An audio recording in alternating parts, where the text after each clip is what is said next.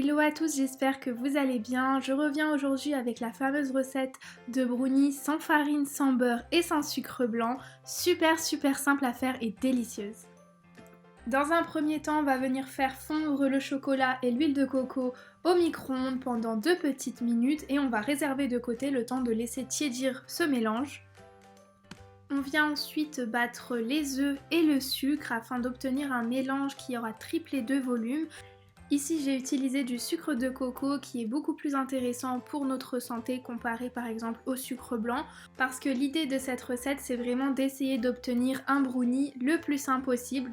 Une fois que le mélange a bien triplé de volume, on va venir verser petit à petit le mélange de chocolat et huile de coco en réduisant la vitesse du batteur jusqu'à totale incorporation. On vient maintenant ajouter la poudre d'amande, le cacao et le sel à la préparation.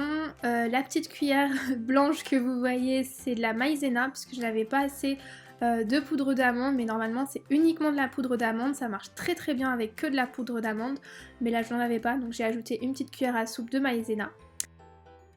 Notre pâte à brownie est prête, on va venir maintenant la verser dans un moule, on peut ajouter quelques morceaux de chocolat sur le dessus, puis on va venir enfourner à 180 degrés entre 15 et 20 minutes.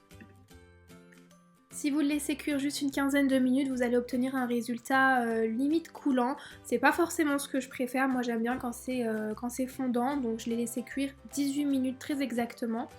Et puis j'aime bien le déguster tiède avec un petit peu de beurre de cacahuète sur le dessus et des éclats de pralin, c'est vraiment excellent mais vraiment délicieux.